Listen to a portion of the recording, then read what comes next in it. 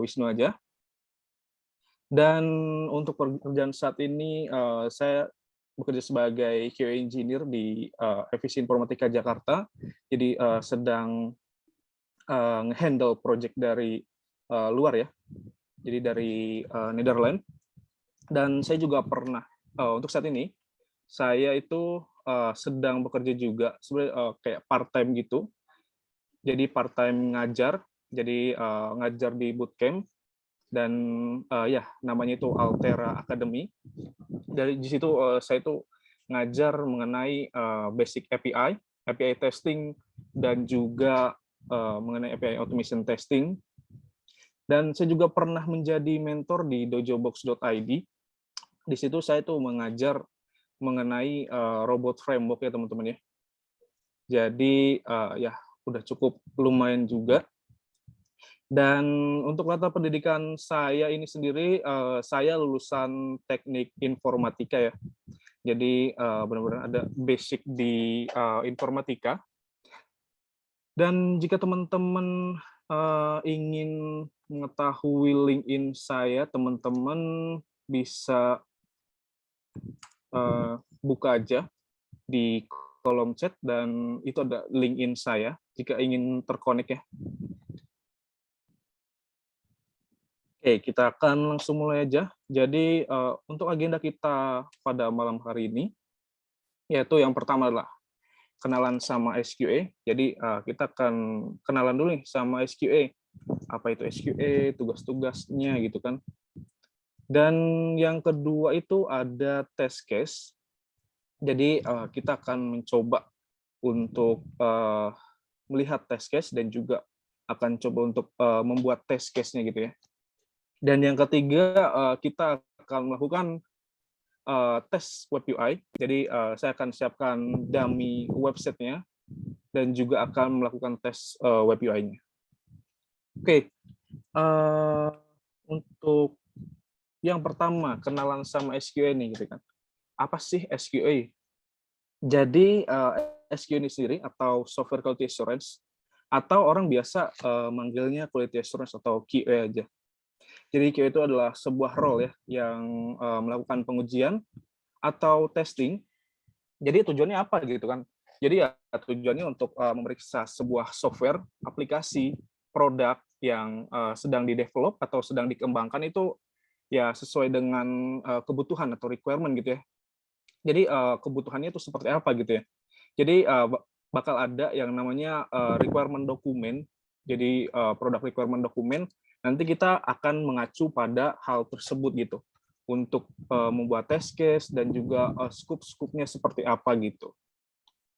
Nah, dalam proses ini biasanya itu dilakukan oleh seorang QA tester gitu ya, atau QA engineer. Nah, dari sini teman-teman udah nangkap gitu nih, SQA seharusnya seperti apa gitu kan.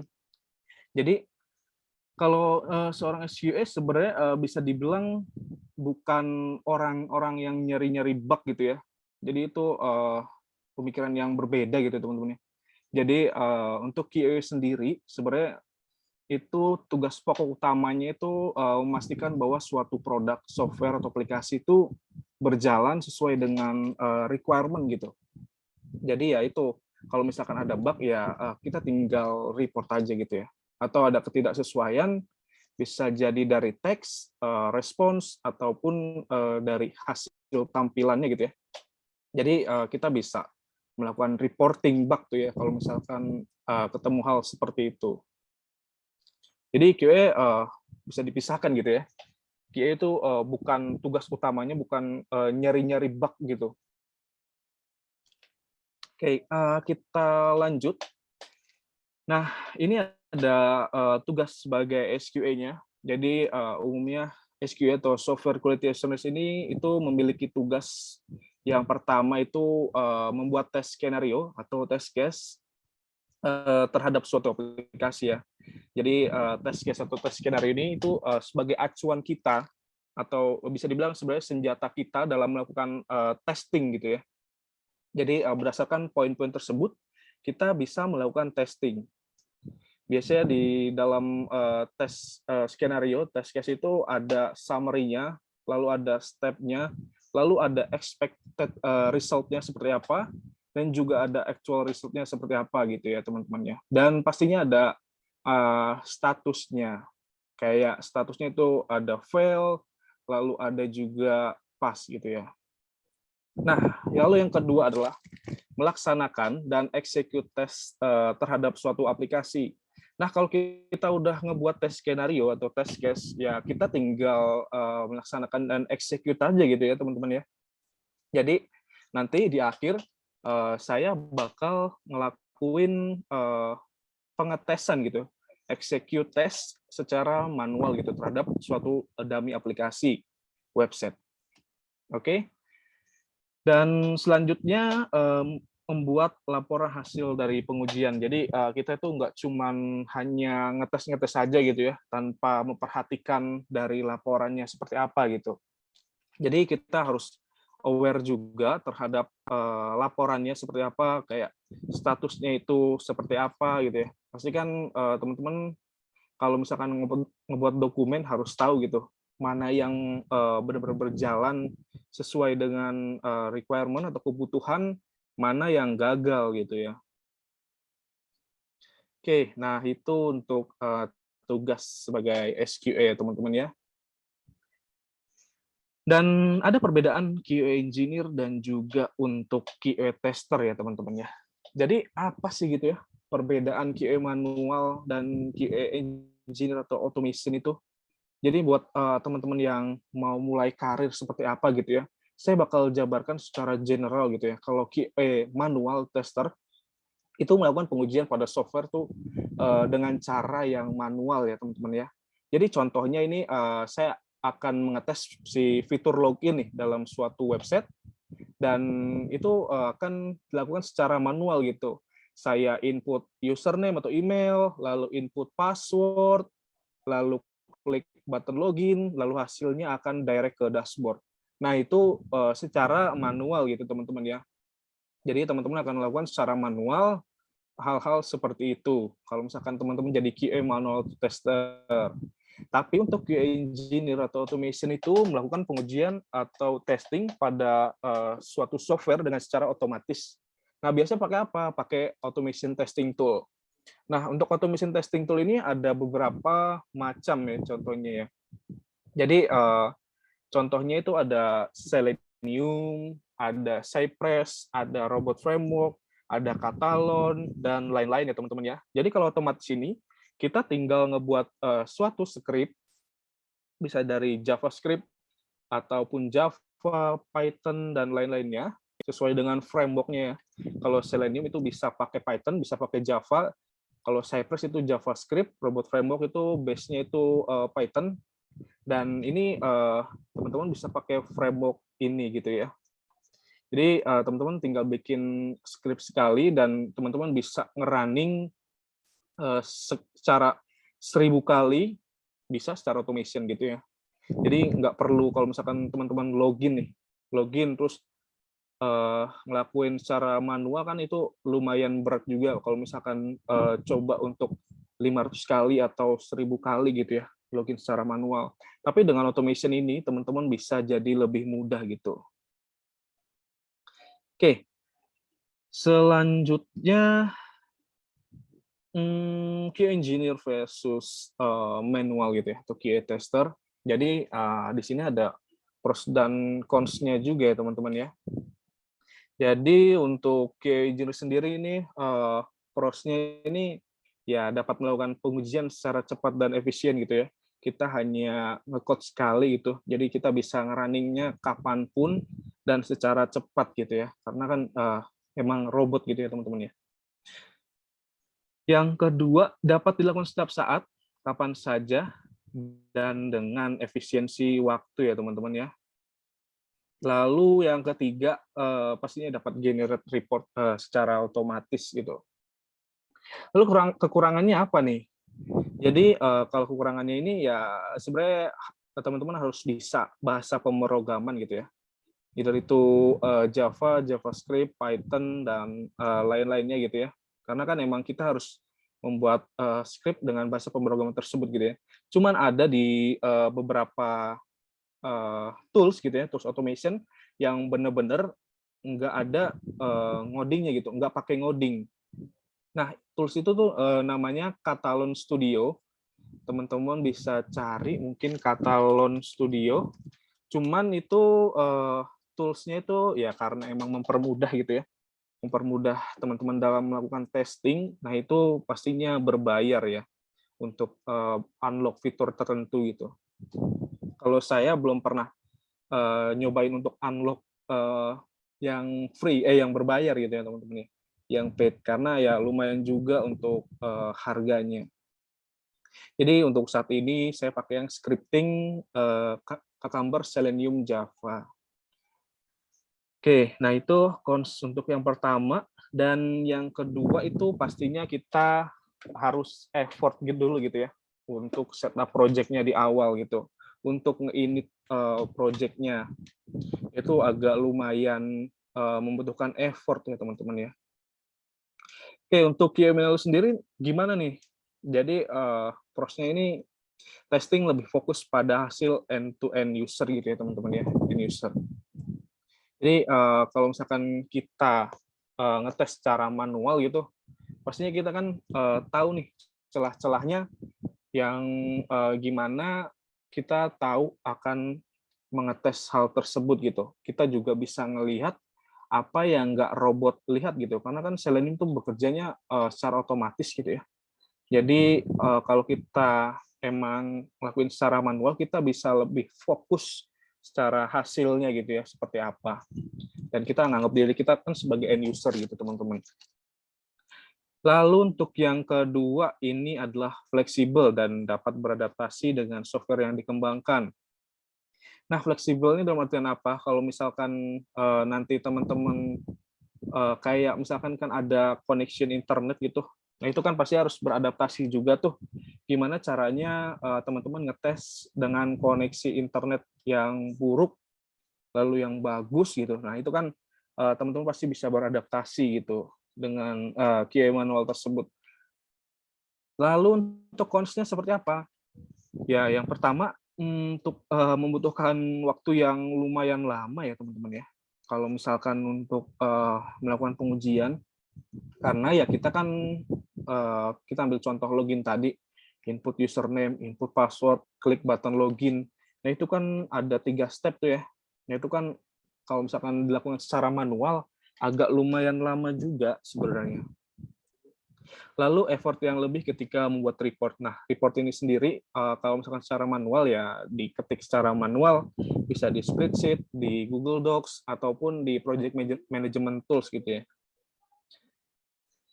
Oke, nah itu untuk QA engineer versus manual. Nah, kalau bagi teman-teman yang emang pengen fokus langsung ke QA engineer, jadi teman-teman bisa pelajari manual testing dan juga automation testing gitu teman-teman ya. Tapi kalau misalkan teman-teman pengennya manual aja, jadi ya secara manual aja gitu untuk ngekliknya. Tapi sama untuk QA engineer dan manual untuk apa namanya acuannya. Jadi pastinya pada dasarnya seorang QA engineer atau manual itu harus memiliki skill untuk membuat test case atau test skenario ya teman-teman ya. Itu hal yang mutlak seorang QA. Oke, selanjutnya kita akan ke materi test case ya teman-teman ya. Apa sih itu test case gitu? Jadi test case ini adalah serangkaian action gitu ya yang dijalankan untuk memverifikasi atau memvalidasi fitur atau fungsionalitas tertentu pada suatu aplikasi atau software gitu ya teman-teman ya. Jadi kita itu ngebuat test case ya tujuannya untuk memverifikasi bahwa fitur atau produk tersebut atau fungsionalitas dari produk tersebut itu berjalan gitu ya. Berjalannya sesuai apa? Sesuai dengan requirement. Oke, dan pastinya ya harus fitur tersebut ya harus bebas bug gitu ya. Oke, test case berisi langkah-langkah pengujian, jadi step by step-nya, lalu ada data pengujiannya, lalu ada precondition atau prasyaratnya, dan ada pasca condition-nya yang dikembangkan untuk skenario pengujian khusus untuk memverifikasi dari persyaratan apapun gitu ya teman-teman ya. Nah itu untuk pengertian dari sebuah test case gitu ya. Nah untuk teman-teman kayak gimana sih bentuknya untuk test case gitu? Nah saya udah punya contoh untuk test case-nya nih teman-teman nih. Saya bakal kirim ke kolom chat ya teman-teman ya. Jadi di situ ada contoh untuk test case ya. Oke, nah di sini tuh ada contoh test case-nya gitu teman-teman ya. Jadi disclaimer dulu ya teman-teman ya. Jadi ya terkadang ini template-nya pasti berbeda-beda gitu di tiap perusahaan. Mungkin ada yang udah di-upgrade gitu kan, pastinya akan berbeda. Cuman secara general pasti akan ada poin-poin berikut ini gitu teman-teman ya. Kayak dummy website-nya apa? Ini website yang saya akan coba gitu ya, yaitu www.sourcedemo.com. Nah, ini adalah dummy website-nya yang akan menjadi target kita. Lalu story itu apa? Jadi kalau misalkan di product requirement dokumen ada yang namanya user story gitu ya teman-teman ya. Di situ adalah berisikan pastinya akan kelihatan nih untuk story login misalkan. Nah, story login itu memerlukan input text untuk username, input text untuk password, lalu ada button login. Nah, itu kan untuk kebutuhannya gitu ya teman-teman ya. Nah, teman-teman tuh bisa tuh melakukan verifikasi dan validasi, menentukan bahwa input text tersebut ataupun button tersebut itu hadir di dalam login page gitu teman-teman tuh.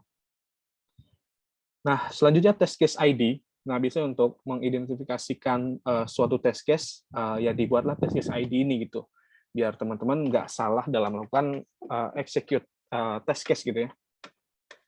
Nah, selanjutnya ada test summary. Jadi ada summary untuk melakukan test case-nya. Jadi contohnya seperti as a user, I want to login with valid credential, to valid account. Nah, jadi kan teman-teman nih asumsiin sebagai user, saya pengen login dengan valid account, valid credential gitu ya teman-teman ya. Jadi apa yang harus terjadi gitu. Nah nanti di expected result ini gitu teman-teman nih. Dan di sebelahnya ada action step. Jadi di action step ini adalah step by step. Step by step apa? Dalam melakukan testing ini gitu teman-teman. Jadi datanya harus ada apa aja gitu. Datanya harus ada username, harus ada password yang valid gitu teman-teman. Nah, di sini saya sudah membuat untuk action step yang pertama yaitu open source demo web app. Jadi saya udah di source demo web app gitu ya. Lalu saya tuh nginput username standard user dan input password secret sauce dan klik button login. Kalau misalkan kalau misalkan username dan password ini adalah valid gitu teman-teman ya, yang artinya udah terregister, berarti ekspektasi kita yaitu pastinya akan ke navigate atau redirect to ke homepage gitu ya teman-teman ya. Jadi pastinya sukses login dan ke navigate ke homepage, dan di sini kebetulan karena source demo akan menampilkan product page gitu ya teman-teman ya. Dan untuk itu untuk expected result-nya gitu ya, ekspektasi hasil kita seperti apa gitu. Nah ini biasanya dibuat sebelum mengeksekusi suatu tes gitu ya teman-teman ya. Nah ini juga status juga. Dan actual-nya seperti apa? Nah actual ini adalah hasil yang benar-benar terlihat di UI gitu. Jadi di UI-nya kan menampilkan hasil seperti apa. Jadi di sini actual-nya itu kita user itu navigate ke homepage dan menampilkan si product page-nya gitu ya. Apakah ekspektasi dan aktualnya ini sama atau match? Ya, berarti untuk statusnya itu pas gitu ya teman-teman ya. Tapi kalau misalkan kondisinya kita memiliki valid user, standard user, dan password secret sauce misalkan, dan ketika kita klik button login tapi kita malah gagal login dengan adanya message bahwa username dan password Anda salah gitu misalkan. Nah, berarti kan itu ada suatu hal gitu ya. Ada suatu isu dan kita akan tulis di sini violate login gitu ya, and showing message ya username dan password incorrect atau salah gitu ya, not match. Dan untuk statusnya kalau misalkan kondisinya seperti itu ya kita akan set ke fail gitu teman-teman. Karena ekspektasi dan aktual kita itu berbeda. Jadi nggak sesuai gitu. Jadi kita bisa membuat suatu tiket bug yang akan bisa dikerjakan oleh si developer gitu ya teman-teman ya. Oke, nah itu untuk contoh test case-nya ya teman-teman ya. Dan inilah template test case-nya, teman-teman bisa buka aja ya.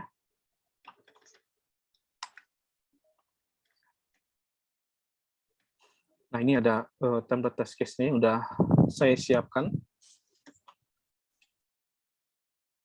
Lalu selanjutnya kita akan contohkan membuat suatu test case gitu ya teman-teman ya. Gimana sih untuk membuat suatu test case? Jadi ini adalah simple test case gitu ya untuk login. Jadi yang pertama buka template yang udah saya sediakan atau udah saya buat gitu teman-teman ya. Jadi teman-teman bisa ngeliat nih di sini ada story, ada test case ID, ada test summary, ada action step, ada expected result, ada actual result, ada statusnya juga. Lalu seperti apa nih? Jadi untuk langkah kedua pada kolom story biasanya berisi tentang user story dari suatu fitur dan bisa diisi dengan login. Kalau misalkan user story-nya logout, ya tulis aja user story-nya logout gitu teman-teman ya. Kalau misalkan user story-nya register, ya register. Kalau misalkan user story-nya produk, ya produk. Kalau misalkan user story-nya card, ya card atau keranjang gitu teman-teman ya. Jadi ini akan menyesuaikan sesuai dengan user story apa yang akan teman-teman lakukan tes gitu ya. Jadi di sini ada login gitu ya teman-teman ya. Masih sama. Oke, nah ini saya merge gitu ya. Jadi login-nya di TC1, TC2, dan TC3 atau LG 1, 2, 3. Oke, sebentar. Lalu langkah yang ketiga, kita akan membuat test case ID-nya gitu teman-teman ya. Jadi test case ID ini adalah ID dari test case-nya yang udah kita buat. Nah ini teman-teman tinggal menyesuaikan aja gitu ya. Mau LJ003 atau login 003 itu nggak masalah, asalkan konsisten gitu ya. Kayak misalkan di sini kan LJ003, di atasnya LJ01, LJ02, tapi di bawahnya login 003. Nah ini kan ya nggak banget gitu ya. Jadi harus benar-benar konsisten teman-teman untuk membuat suatu test case ini, biar nggak bikin membingungkan gitu ya. Karena kan kalau misalkan kita dalam melakukan test case atau test skenario itu nggak bakal cuman kita sendiri aja gitu. Nanti mungkin bakal ada teman-teman QA lain yang bakal ngelihat test case-nya. Oke, selanjutnya yaitu test summary, yakni summary dari test case tersebut, yang contohnya itu as user I want to login without input credential. Jadi sebagai user saya itu saya itu pengen login, cuman tanpa memasukkan username dan password gitu ya teman-teman ya. Jadi kita bisa lihat di sini.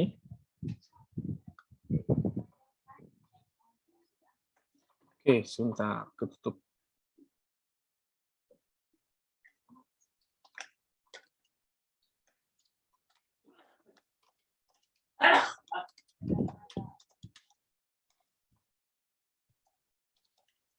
Nah, ini kan artinya credential ini username dan password gitu ya. Jadi saya without input username and password gitu ya teman-teman ya. Jadi sebagai user saya tuh pengen nyoba login tanpa input username dan password. Apa yang akan terjadi gitu? Oke, langkah selanjutnya yaitu action step atau langkah-langkahnya. Jadi langkah-langkahnya ini kita mengisi tanpa tanpa input username dan juga password gitu ya teman-teman ya. Lalu kita akan klik button login gitu. Oke, yang pertama untuk sama open source demo web app. Lalu yang kedua keep username and password empty. Lalu yang ketiga adalah user klik login button. Ah, ini kan kita tuh tanpa input username dan password gitu ya, teman-teman ya. Apa sih yang akan terjadi gitu? Nah, menurut ekspektasi saya gitu ya, berdasarkan dari berdasarkan dari requirement-nya gitu ya. Kalau misalkan tanpa input username dan password itu ya pastinya akan gagal login gitu, teman-teman. Jadinya yang pertama itu pilot login, dan yang kedua adalah showing error message gitu ya. Nah, ini nanti akan kita validasi di akhir gitu ya. Oke, nah itu untuk gimana caranya kita membuat test case atau test skenario gitu ya teman-teman. Nah, ini udah sampai ke expected result gitu ya, atau ekspektasinya. Dan actual result adalah hasil dari pengujian tersebut. Kenapa saya nggak isi terlebih dahulu gitu? Nah, nanti ini akan kita isi setelah kita mengeksekusi tes tersebut gitu ya, atau kita sudah mengeksekusi tes tersebut. Oke, selanjutnya adalah how to test web UI gitu teman-teman. Nah, gimana nih cara untuk ngetes cara ngetesnya gitu ya, based on dari yang tadi udah kita buat gitu teman-teman. Nah, teman-teman buka sourcedemo.com dari Swag Lab. Di sini tuh adalah dummy website-nya gitu ya teman-teman ya. Oke, sebentar.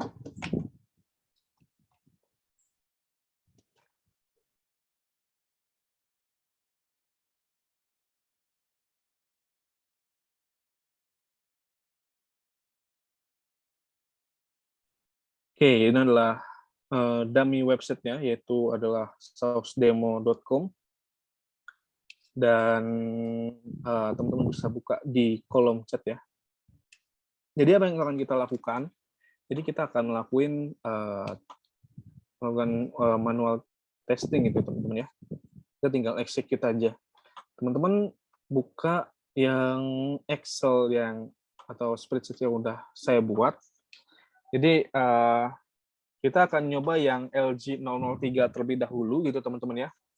Jadi LG03 ini saya pengen login tapi nggak mau input username dan password. Hasilnya seperti apa gitu ya teman-teman ya. Jadi ini saya keep username dan passwordnya itu kosong atau empty, dan saya akan klik button login. Apa yang akan terjadi?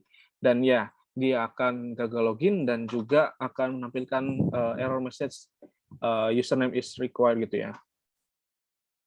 Jadi ini kita bisa masukkan resolusinya itu as expected. Jadi sesuai ekspektasi kita di sini gitu ya. Atau teman-teman bisa pakai ya sama kayak gini gitu, valid login dan showing error message username is required. Oke. Nah, ini lalu untuk statusnya apa nih? Jadi untuk statusnya yaitu pas ya teman-teman ya. Jadi kalau misalkan teman-teman masih bisa login nih tanpa input username dan password, ya akan fail gitu ya. Tapi karena di sini kondisinya pas, ya kita akan set ke pas gitu ya teman-teman ya.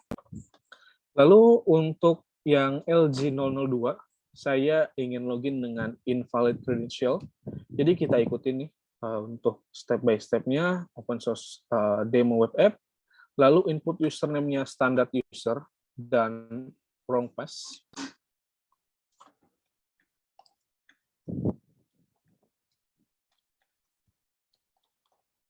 Wrong pass, dan kalau misalkan username, teman-teman pengen lihat username dan password yang valid, ya teman-teman bisa lihat di sini ya gitu ya.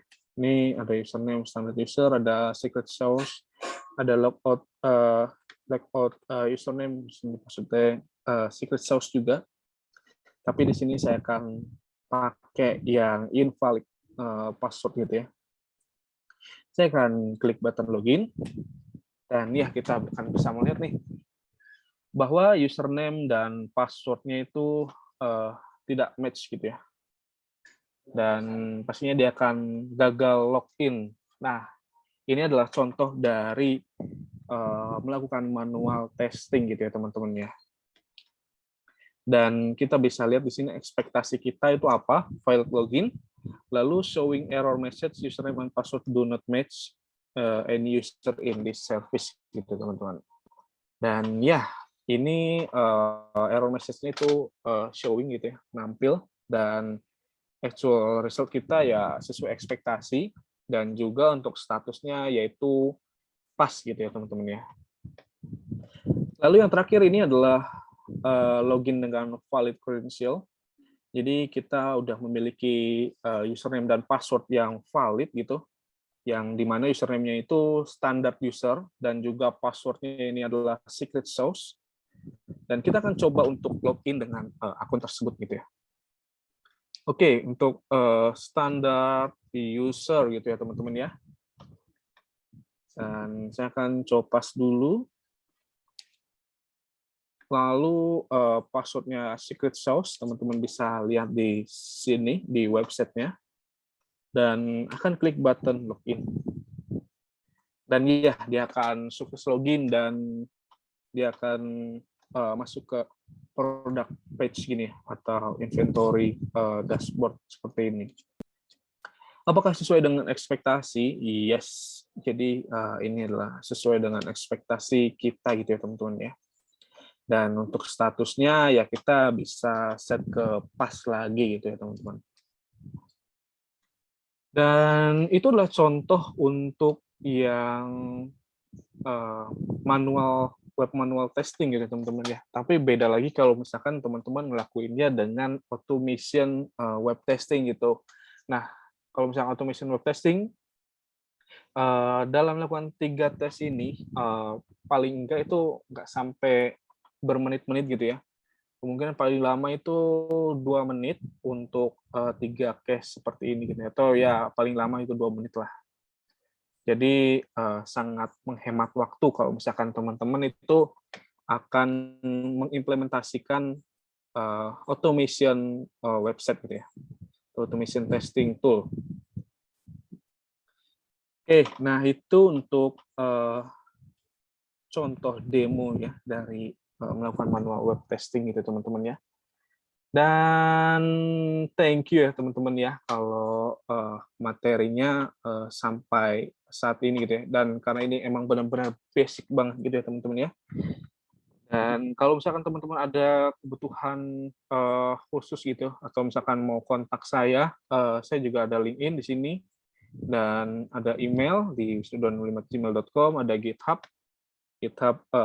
/wisnum dan juga ada YouTube gitu ya teman-teman ya. Jadi saya juga share mengenai perjalanan seorang QA gitu ya di playlist saya. Jadi teman-teman bisa buka di sini. Kalau misalkan teman-teman tertarik gitu, jadi di sini tuh ada beberapa playlist yang teman-teman bisa buka. Jadi kayak di sini nih ada software quality journey path yang benar-benar akan teman-teman dibawa untuk dari awal, dari dasar gitu ya, jadi pengenalan, dari jenis testing, cara membuat test case, sampai ke web automation testing gitu teman-teman. Nah, teman-teman bisa langsung melihat di YouTube channel di Bincang QA ini ya. Oke, untuk linknya sudah saya kirim ke kolom chat kali ya.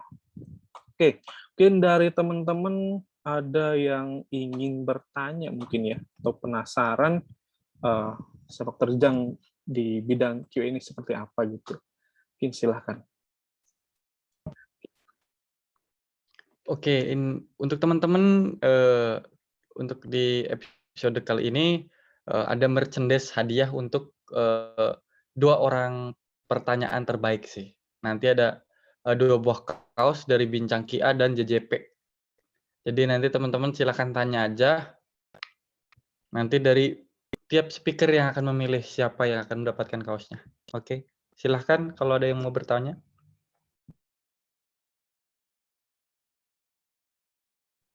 Mungkin kalau misalkan nggak berani untuk nanya secara langsung gitu, bisa nanya aja di kolom chat ya teman-teman ya.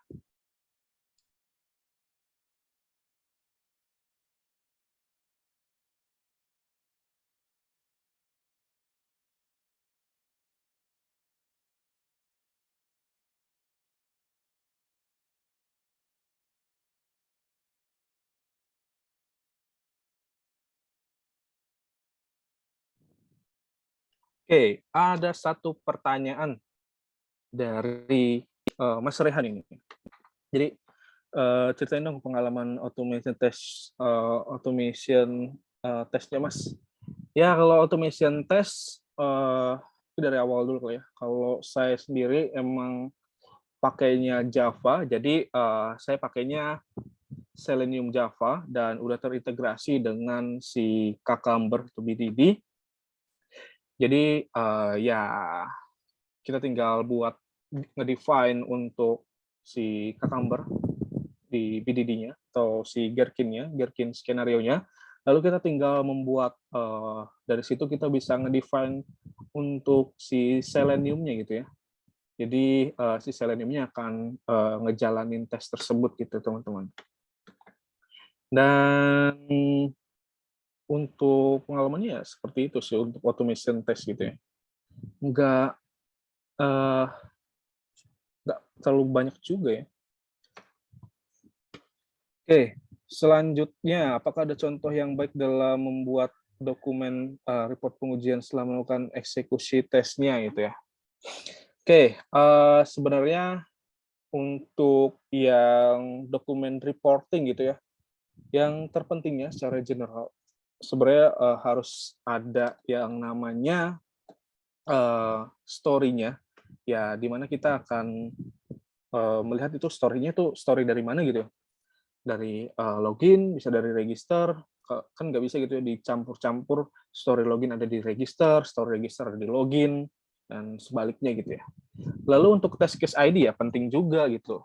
Jadi test case ID ini ya untuk mengidentifikasikan ID dari test case tersebut. Nah itu penting juga.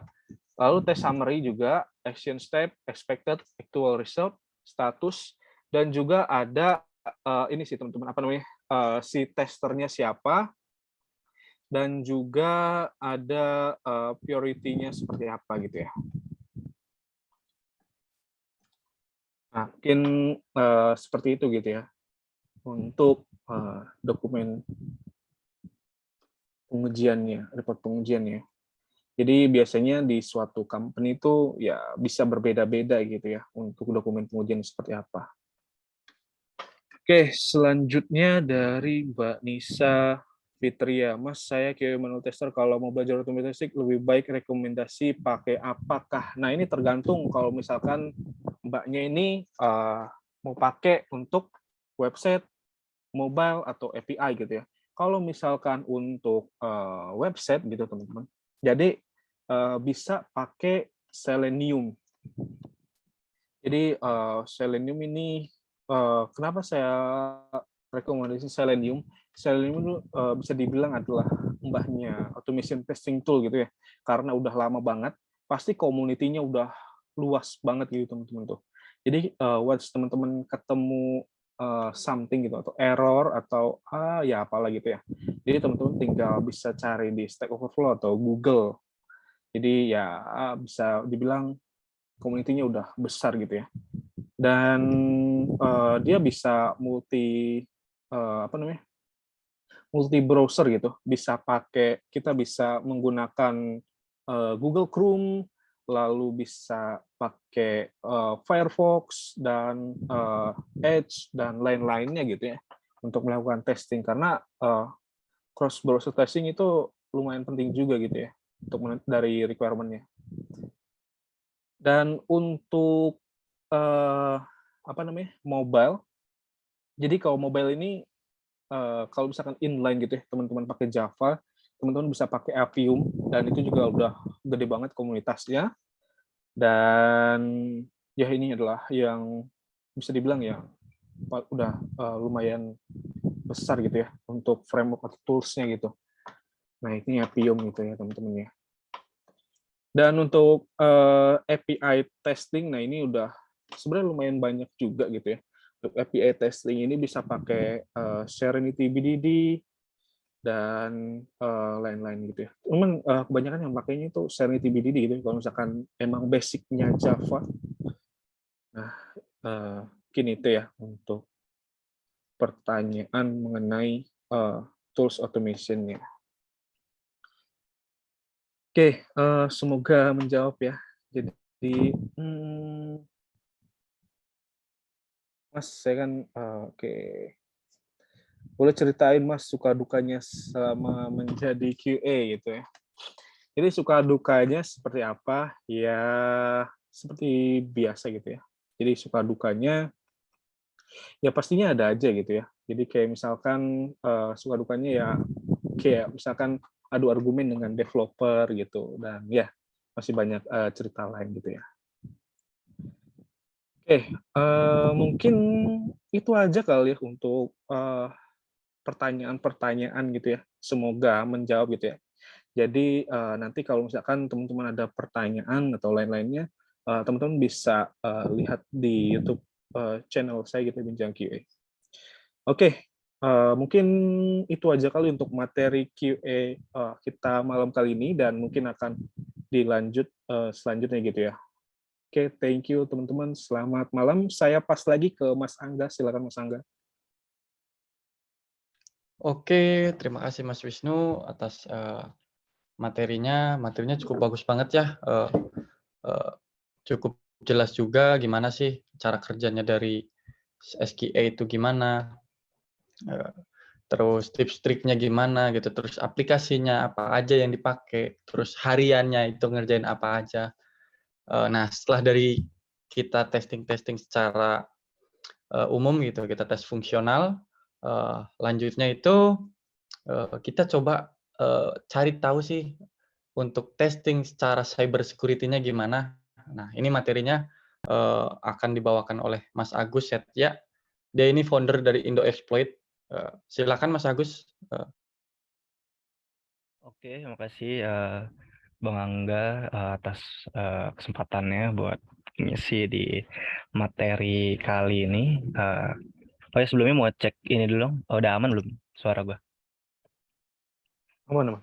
Aman. Aman. Oke, thank you. Ya, jadi kebetulan banget sih awalnya si Angga ini nyuruh gua bawain tentang backend ya. Cuman ternyata pas gua cek itu udah ada Bang Wisnu yang bawain QA. Jadi gua saranin kenapa nggak sekalian aja diaduin nih QA dengan penetration tester. Ya, jadi mungkin masih ada yang nanya ya apa perbedaan QA dan juga pentest dalam segi role pekerjaan kayak gimana. Mungkin masih ada yang bingung kayak oh bedanya kan sama-sama testing ke aplikasi gitu ya. Oke, jadi gua akan bawain tentang dari sisi penetration testingnya. Screen-nya ada aman ya? Aman, aman. Oke, ya. Jadi kali ini gue ngebawain tentang karir di bidang cyber security, khususnya kita spesifik ke arah penetration tester ya, atau di industri IT-nya atau di pekerjaan-pekerjaan di industrinya itu biasanya role-nya tuh kalau enggak nyari yang penetration tester atau bisa juga sebutannya adalah security consultant, security konsultan gitu ya. Itu hampir-hampir mirip sama aja sebenarnya. Karena apa ya? Karena banyak banget terms-nya di industri gitu. Berbagai macam lah. Ya sebelumnya perkenalan dulu mungkin buat yang belum tahu, nama gue Agus Tiaer. Gue seorang cyber security enthusiast dan juga speaker seminar khusus buat bawain sesi cyber security. Gue juga adalah seorang software engineer dari tahun 2018. Ya udah sekitar 4 hampir 5 tahunan lah ya di software engineer. Khususnya gue di PHP dan JavaScript. Terus yang tadi kayak Bangga bilang, gue adalah founder dari Indo Exploit. Ya. Jadi Indo Exploit ini adalah suatu komunitas IT yang cukup aktif buat sekarang ini di Facebook ya khususnya. Membernya lumayan banyak dan kita di sana itu ngebahas tentang tentang segala hal tentang IT lah ya, tentang programming, networking, dan spesifiknya itu lebih ke arah hackingnya gitu, cyber security-nya. Ya, gue juga adalah co-founder dari Ethical Hacker Indonesia. Mungkin di sini ada yang tahu Bang Teguh Aprianto yang kemarin-kemarin agak banyak cuitan di Twitter. Nah, itu partner gue juga, temen di Ethical Hacker Indonesia. Dan juga tadi di awal mungkin Bang Aga agak salah sebut ya. Gue bukan sekarang security analyst, tapi security consultant di Vantage Point Security Indonesia. Nah, sebutan-sebutan ini nih, terms ini sebenarnya masih banyak bikin bingung orang ya, apa perbedaannya. Security analyst, security consultant, cyber security analyst, lalu ada lagi spesialis, dan lain-lain. Itu yang mungkin bikin bingung orang ya. Ya, jadi agendanya yang mau gue bawain adalah pertama kita overview dulu yang tadi gue singgung sebelumnya. Itu di cyber security itu banyak sekali terms-terms atau sebutan-sebutan role atau posisi tentang jabatan di dunia industri cyber security ya, kayak tadi yang gue sebutin itu. Lalu di sini gue akan nge-overview sedikit ada apa aja dan juga mereka tuh spesifiknya itu ngapain dan bedanya apa gitu dari yang lain. Lalu ada hacking trends. Di sini sebenarnya gue cuma sedikit overview aja yang bikin role penetration tester atau security consultant sekarang ini tuh cukup marak gitu ya, dibutuhin banyak industri sekarang ini gitu. Seberapa penting role-nya dan kayak gimana sih dan orang-orang yang seperti apa yang bisa masuk di role kayak gitu. Apakah yang benar-benar harus sarjana apa namanya komputer banget atau yang kayak gimana? Lalu ya gue bandingin sedikit, sini ada perbandingan atau perbedaan dari sisi pentester atau penetration tester ya dengan quality assurance atau QA yang tadi udah Bang Wisnu bawain. Lalu ini gue akan menjelaskan langsung direct ke referensi yang ada di internet tentang roadmap-nya buat kita yang pengen jadi seorang penetration tester. Karena roadmap-nya penetration tester itu nggak benar-benar tergambar secara jelas dalam satu situs ataupun satu referensi gitu ya. Kalau QA itu kalau kalian di roadmap.sh itu ada benar-benar kayak cabang besar roadmap-nya, kalian harus belajar apa, arahnya kemana, ngapain, apa aja tools yang harus dipelajari. Tapi kalau pentester itu benar-benar hampir nggak ada sih setahu gue. Jadi ini tuh terlalu liar lah datangnya buat nyampe ketik untuk posisi pentester ini karena dia apa ya beragam banget gitu. Lalu ada certification. Jadi di industri cybersecurity khususnya untuk yang penetration tester itu ada beberapa sertifikasi yang bisa dibilang mandatory atau wajib buat perusahaan tertentu. Ada juga yang kita yang belum punya sertifikasi itu masuk dulu, lalu nanti mereka biayain kayak gitu. Jadi ini bisa dibilang apa ya? Ada mungkin ya kesempatan juga buat kita yang belum sertifikasi, tapi karena merasa kita mumpuni, kita masuklah ke perusahaan itu, biar nanti gimana kita berkembang di sana dan kita bisa sertifikasikan kayak gitu. Jadi memang di pentest atau cyber security itu ada gelar-gelar profesional khususnya. Lalu ada pentester workflow example. Nah, nanti gue kasih tahu sedikit gimana sih proses pekerjaan seorang pentester, dan nanti akan sedikit gue kasih perbedaan juga, bedanya apa dengan demo yang tadi test case QA gitu. Ya, ini tentang cyber security careers overview ya. Ada beberapa field yang apa namanya role-role di industri cyber security. Ya, ini tadi yang gua bilang di awal ya, itu banyak sekali sebutan tentang security consultant, security engineer, incident responder, security architect, analis, malware analis, SOC analis, information security engineer, dan mereka ini semua bedanya apa gitu. Nah, jadi dalam industri cyber security itu ada dua role besar yang menjadi pembeda buat siapa kita di dalam industri tersebut gitu. Nah, yang kelihatan dua ini itu adalah red team, atau kita bisa bilang red team ini adalah seorang hacker, attacker ya, penyerang yang sifatnya itu ofensif. Ada dari sisi blue team atau defensifnya, defendernya gitulah. Nah, penetration tester ini masuk ke role red team gitu. Namun dalam segi konteksnya red team itu besar banget, nggak cuma tentang pentest gitu, itu banyak sekali nantinya. Sama di blue team juga kayak gitu. Nah, lalu apa bedanya dari ini semua gitu?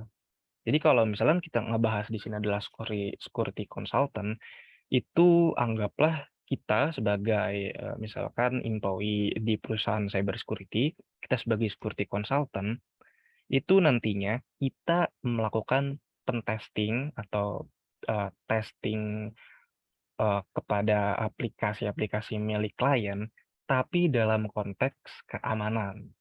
Kan kalau QA tadi kan bisa kita lihat itu secara fungsional ya, business flow. Kalau misalkan ada fungsi yang nggak jalan, testingnya gagal.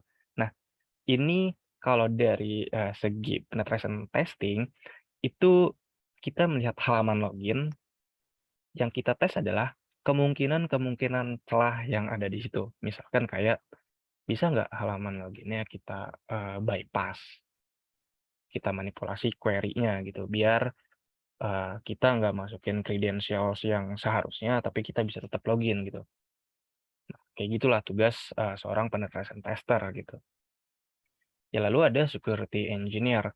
Nah, kalau yang gue lihat sedikit sih, role security engineer ini lebih kepada seorang yang apa ya, yang mengkonsepkan atau membuat suatu produk dari tim internal agar produknya ini itu udah agar aman gitu lah ya.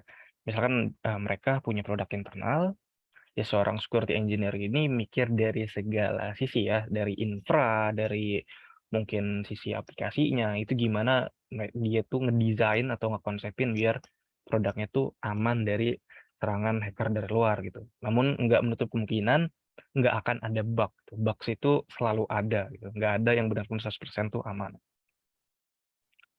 Ya lalu ada incident responder.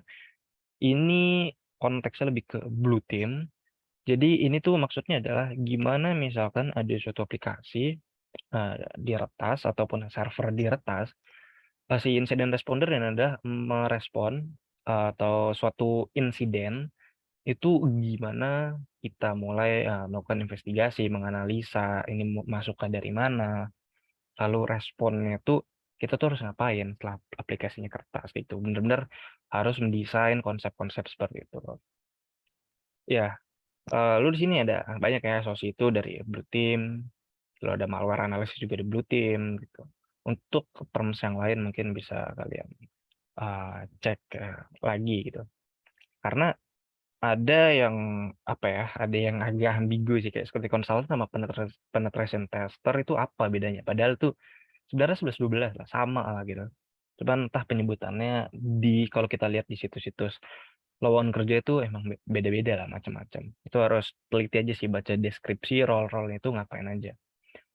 Jangan sampai ada role yang blue team, role yang red team, sorry, itu malah apa namanya isi pekerjaannya, detailnya itu kalian juga ngerjain blue team, jangan sampai kayak gitu ya, karena itu udah beda. Terus juga ada purple team sebenarnya, ada terms yang lain, purple team itu sebenarnya memaksimalkan kinerja dari red team dan blue team. Cuman secara luasnya gua belum tahu pasti ya, purple team ini dia tuh ada di bagian mana, karena memang yang paling kelihatan adalah red team dan blue team. Ya, jadi mungkin ini sedikit ini aja sih, kalau kalian yang sering lihat LinkedIn, terus ngelihat role-role di bio LinkedIn orang beda-beda, kayak dia ada tambahan associate-nya, lalu ada hilang, lalu ada tambah senior. Nah, ini tuh adalah apa ya, jenjang karir ya. Biasanya di industri cyber security itu kayak gini nih. Untuk awal banget associate ini tuh lebih kepada ya orang itu masih dalam tahap probation misalkan. Lalu nanti kalau dia udah, dia naik ke yang hilang lah associate-nya, lalu menjadi senior gitu. Jadi jelas. Ya mungkin ini general banget ya, di industri lain juga ada. Ya, lalu kita bahas tentang hacking trends-nya. Jadi apa sih yang sebenarnya bikin penetration tester itu jadi naik belakangan? Red team itu jadi naik. Mungkin kalian dengar ya kemarin-kemarin data breach, kasus kebocoran data, lalu ada aksi peretasan apa yang dari tim narasi ya kalau nggak salah. Itu kan pasti membuat perspektif orang tentang hacking itu makin gimana gitu ya. Kayak ini tuh, wah ini gimana caranya gitu. Pasti ada yang tertarik lah dari sisi kayak gitu kan. Nah makanya kenapa sekarang mulai banyak banget role-role yang dibuka di industri itu lebih mengarah ke cyber security. Contoh yang nyatanya itu di Uber ya. Uber itu kebocoran data tuh beberapa bulan yang lalu. Setelah itu dia langsung ngebuka loker khusus dan banyak banget untuk role senior cyber security semua.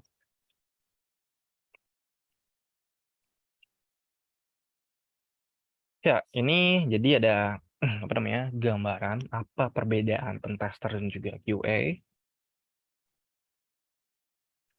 Nah, di sini ada tabel ya, bisa kalian lihat. Jadi kalau di pentester itu kita menggunakan tools-tools khusus yang buat skenario penyerangan, mencari kelemahan suatu fitur, suatu situs, suatu infra untuk mencari kelemahannya, yang entah itu apa namanya celah yang apa ya, mungkin simpel ya, tapi mungkin itu bisa berdampak lebih parah gitu. Lalu di QA itu ada ya ini kita apa namanya kayak tadi di awal ada Bang Wisnu bilang lebih mengarah ke bagaimana kita menggunakan suatu standar ya atau prosedur, gimana caranya kita itu melakukan testing untuk meningkatkan kualitas ya aplikasinya, untuk menghindari adanya error ataupun suatu yang janggal lah ya dari sisi bisnis flow si produknya. Ya, jadi perbedaan jelasnya adalah kalau pentest itu kita membantu mengidentifikasi suatu letak kerentanan ya, lebih mengarah ke keamanan ya, celah keamanan ya. Kalau di QA itu lebih mengarah fungsionalitas suatu softwarenya. Walaupun di pentest ini sama-sama ada menganalisa bisnis logic, tapi perbedaannya adalah kalau di pentest bisnis logiknya dieksploitasi gitu. Jadi kayak misalkan kalian tahu nggak kalau sekarang tuh lagi rame driver Gojek kena suspend ya kalau nggak salah. Nah, di situ ada bisnis flow yang dieksploitasi. Jadi itu katanya adalah kalau kita ngasih rating kecil ya kepada driver, kita dapat kupon diskon 30%. Nah, orang-orang yang manfaatin logic flow ini, bisnis flow ini, itu dimanfaatin, dan banyak sekali ya diver-diver kena suspend karena ada titik di mana itu bisa dieksploit. Nah, pentester ada di situ buat ngefix itu, atau istilahnya itu harus dilaporkan kepada si kliennya kayak gitu. Sampai sampai di titik itu, bisnis flow itu udah bisa dieksploitasi dan memunculkan kerugian.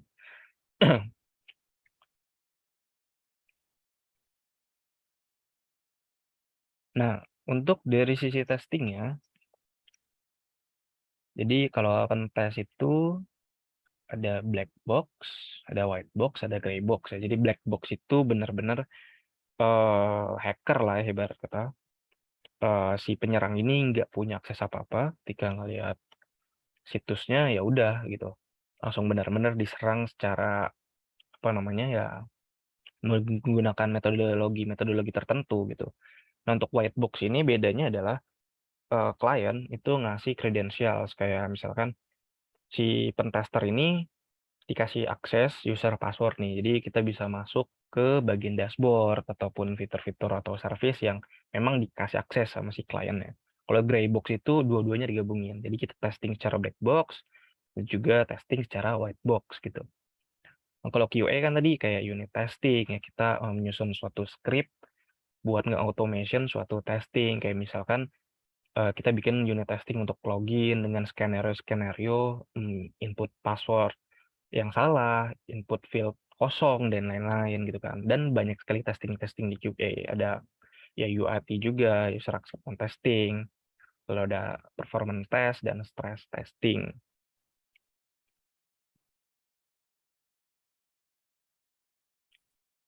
Ya, jadi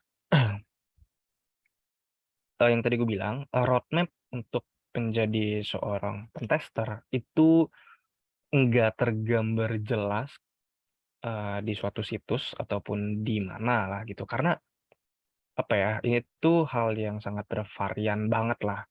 Makanya kalau di grup Indo Explore itu banyak banget orang nanya, gue pengen jadi misalkan kayak bug hunter, gue pengen jadi seorang pentester atau apalah gitu.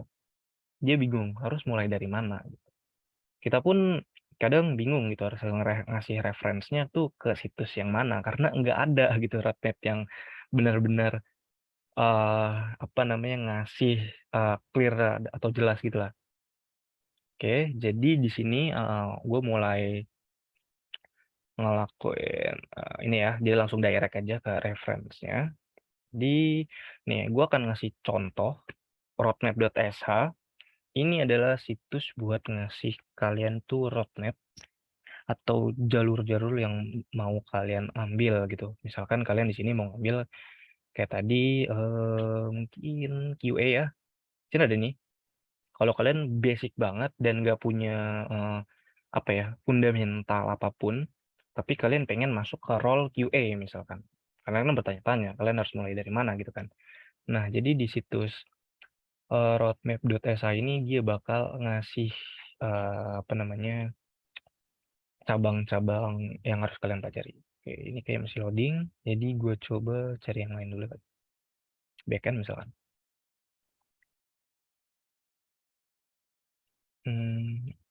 Ini agak lemot sih ya, situsnya. Wait, kita coba tunggu dulu. Oh, ini yang ada keluar sih. Bentar.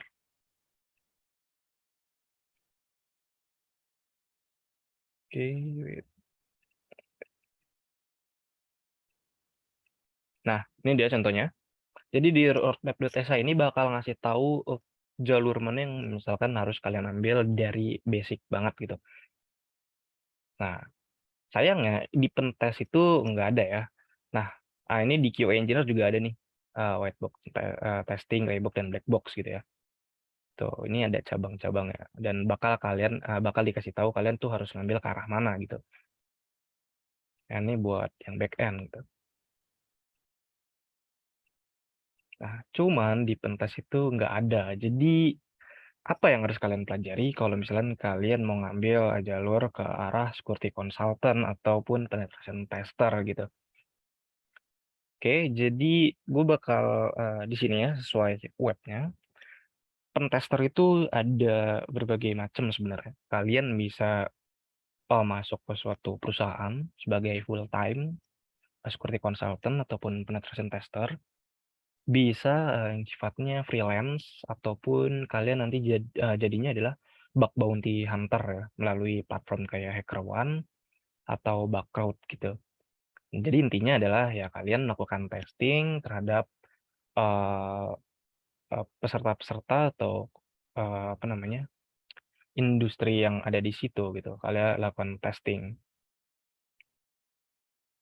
Nah, oke, jadi kalau misalkan kalian bingung nih, kalian punya basic IT nih, atau kalian adalah seorang QA engineer, tapi kalian pengen coba masuk ke role pentester gitu. Kan itu kan ada apa ya? Ya dua hal yang berbeda gitu kan, yang cara testingnya gitu. Cuman ya apa namanya? Cara testing aplikasinya mungkin ada kaitannya sih, tapi ada hal-hal yang nggak ada di QA. Nah, jadi kalau di pentester itu skill yang paling basic itu tentang basic ethical hacking itu ada di materinya CEH. Biasanya kalau proses gua belajar sih itu gua tuh nyontek outline-nya gitu. Jadi biasanya kalau di situs-situs kayak gini itu ada outline-nya. eh, Nah, ada course outline-nya. Nah, ini yang gue pelajari. Jadi gue cukup ngeliat gambaran besar apa sih yang harus gue pelajari sebagai seorang penetration tester.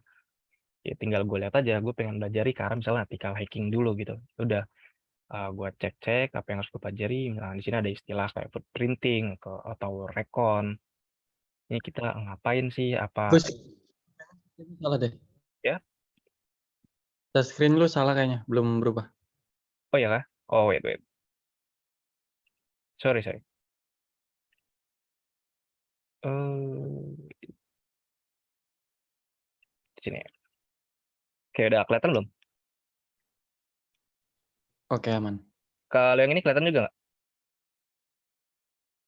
Aman, aman. Oh oke. Oke jadi ulang ya tadi ya. Nah jadi kalau kita bahas tentang pentester itu roadmap-nya itu nggak digambarkan secara jelas kayak gini nih. Kalau kayak gini kan kita lihatnya enak ya. Kalau kita mau ngasih tahu ke orang yang awam atau orang baru pengen belajar QA, gue pengen belajar QA nih. Basicnya apa sih, apa aja yang harus pelajari. Ya tinggal kasih link ini, dia bakal ngeliat apa sih yang harus pelajari gitu. Nah, cuman kalau pentest itu nggak ada. Nah, makanya untuk apa namanya belajar pentest itu benar-benar variasi banget kalian masuknya dari mana. Bisa ya apa namanya, kalian belajar course-course hacking di luar sana, itu bisa juga, tapi apa ya, prosesnya itu sangat cepat. Jadi mungkin fundamentalnya kalian nggak bisa dapat gitu. Nah, biasanya kalau gue gini nih, jadi gue buka misalkan situs ethical hacking, di sini ada namanya Certified Ethical Hacker. Ini yang gue pelajari dari sini gitu, konsep-konsepnya. Nah, ini yang membedakan QA dan pentester karena ini tidak ada di QA. Tapi secara konteks teknikalnya itu ada kaitannya dengan QA. Misalkan kayak testing halaman login gitu kan. Kita testing fitur yang ini. Cuman pentester nggak akan yang apa ya, yang langsung lihat secara fungsionalnya doang, tapi kita mengeksploitasi kerentanan yang ada di fungsi tersebut kayak gitu. Ini ada banyak sekali ya. Dan ya kalau berdasarkan rekomendasi gua, kalau kalian mau masuk ke pentest itu kalian benar-benar harus bisa dulu fundamental, khususnya fundamental ethical hacking yang materinya tentang ini semua. Konsep-konsep scanning, lalu ada konsep enumeration, ada konsep vulnerability analysis, lalu ada proses exploitation atau proses hackingnya, lalu ada ya ini ada sniffing segala macam, dan di sini juga ada bisa dibilang ini tuh apa ya, metodologinya lah, kayak session hijacking. Jadi kalau di QA, gue nggak tahu ya kalau di QA apakah bakal ada konteks skenario kayak gini atau enggak. Jadi misalkan di pentas itu ada halaman eh, apa namanya, ada halaman admin ya yang sudah terautentikasi lah, sudah login. Lalu di situ ada halaman yang ternyata apa namanya, ada fitur di mana di situ tuh bisa diinjeksi script JavaScript gitu. Sehingga itu sessionnya, cookie-nya itu bisa diekstraksi dan diambil oleh seorang hacker lah ya. Nah, di pentest ini pun dicek dan nama konsepnya ini adalah session hijacking. Lalu ada konsep hacking web server. Nah, ini tuh untuk kita tuh apa ya? Jangan sampai kita bikin suatu payload attack itu terdeteksi oleh antivirus kayak gitu. Jangan sampai bisa terdeteksi lah. Lalu ada SQL injection. Dan tadi gue bilang di QA itu kan tadi Bang Wisnu ngejelasin cara login tapi kayak passwordnya disalahin terus atau dikosongin. Nah, SQL injection lebih ngarah kepada manipulasi query halaman login ya. Gimana kalau kita insert query di form login tersebut yang sehingga di backend itu kita manipulasi biar return-nya itu true biar kita bypass halamannya kayak gitu. Itu yang kita testing di penetration tester. Oke. Oke, wait, coba bentar.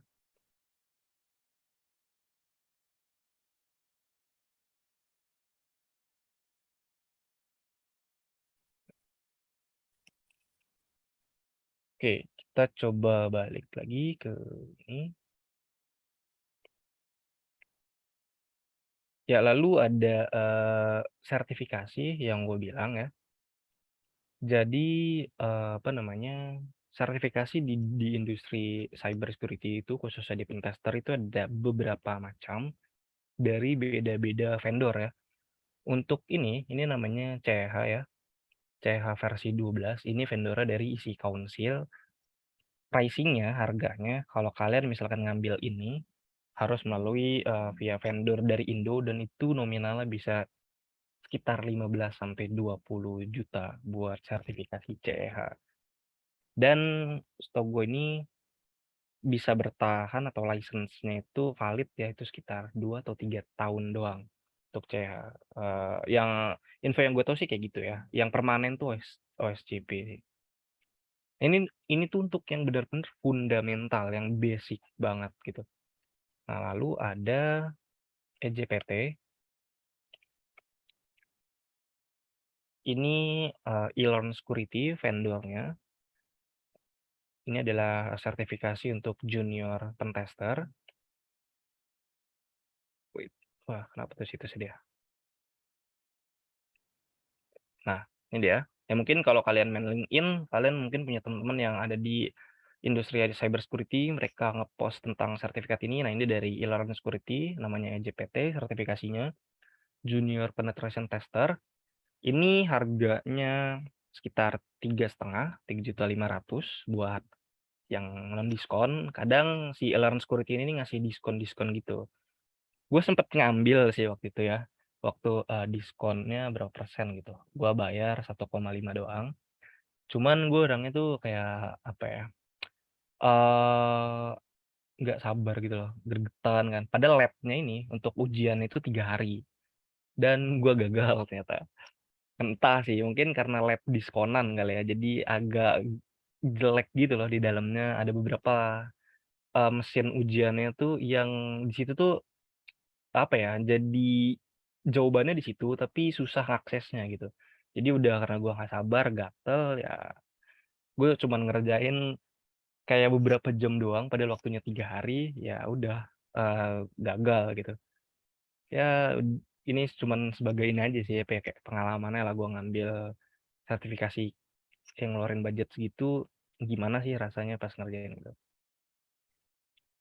Nah, ini ada materi-materinya sama kayak tadi di CH, ada outline-nya, yaitu ngapain sih gitu.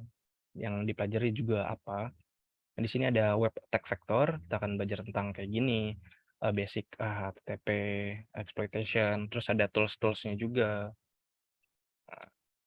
Nah, ada lagi ya yang tadi yang scanning, footprinting, ini karena ini tuh udah benar-benar jadi metodologi dasar di hacking.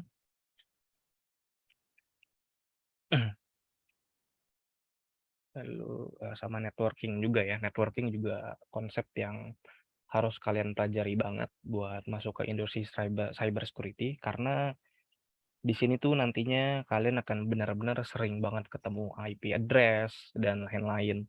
Kalian harus ngerti konsep network ini, network itu.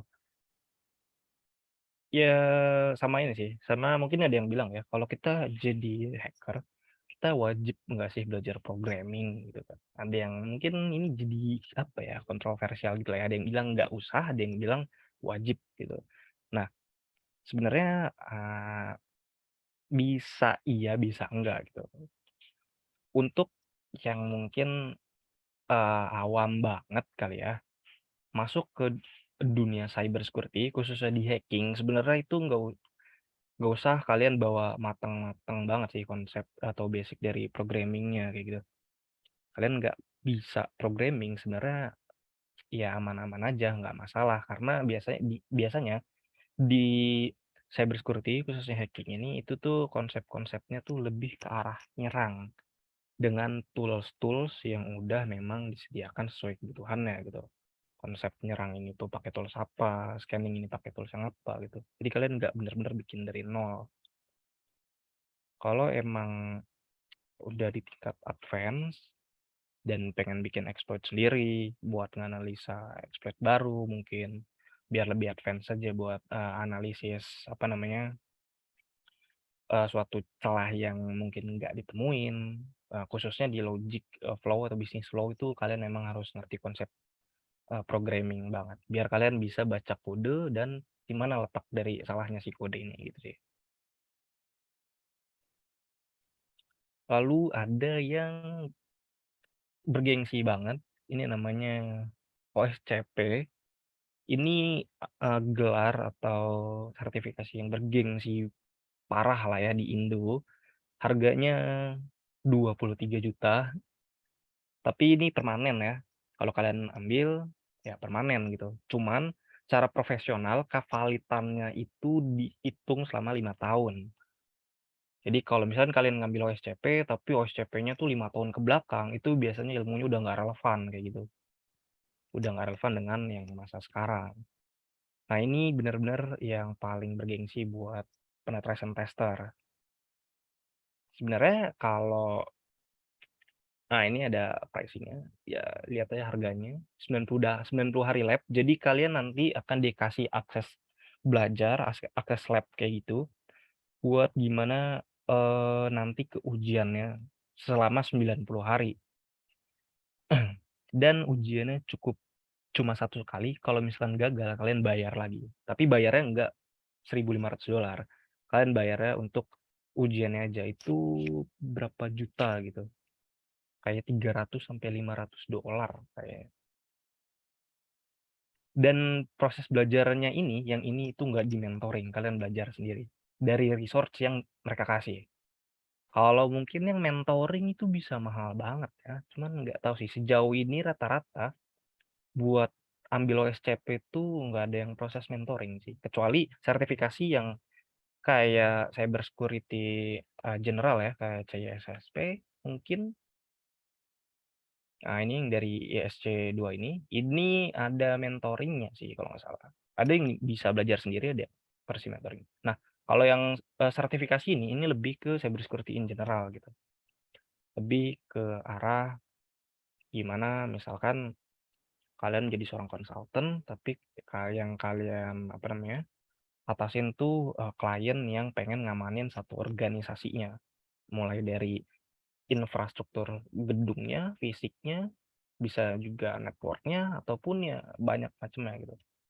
Jadi ada beberapa pilar-pilar cyber security lah, dan ini diarahinnya ke arah sedikit chief ya, atau manager, seperti analis, seperti engineer, dan auditor sih. Ini bukan jalurnya dari penetration tester, tapi ini lebih ke cyber security in general, dan bisa dibilang ini fundamental yang arah ke cyber security yang luas banget gitu lah.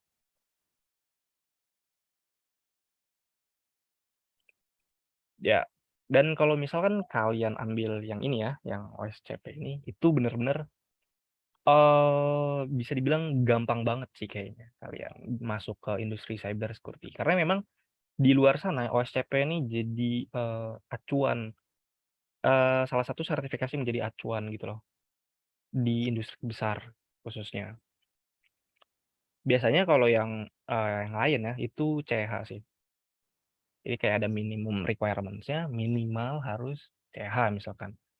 Kalau yang EJPT ini tuh jarang kelihatan tertulis ya, tapi biasanya di lowongan-lowongan kerjanya tuh tertulis CH atau setaranya gitu, berarti boleh EJPT sih. Karena memang 11-12 sebenarnya. Kalau yang ini teori, beberapa soal gitu. Jadi CH ini ada 3, ada yang CH yang awal banget ini, lalu ada CH praktikal, sama CH master. Nah, ini ya bisa kalian lihat lagi, banyak banget ya sertifikasi dari vendor-vendor ini gitu. Nggak cuma yang ini doang. Ada CHFI, itu lebih ke arah ke hacking forensik, lalu ada IMAPT, itu ke mobile application testing. Nah, kalau ini OSCP ini ada OSWP, web penetration extreme ya, lebih spesifikasinya atau spesialisnya ke web WP ya kalau nggak salah. Oh, ini wireless, sorry. OS WE kah? WE, sorry. Kalau tadi ke wireless, yang ini nih, yang web application security-nya. Dan memang dari offensive security ini itu mahal-mahal semua. Nah, mungkin kalau misalkan kalian nanya, bisa nggak sih kalau misalkan kita tanpa sertifikasi nyoba masuk ke industri-industri cyber security kayak gitu?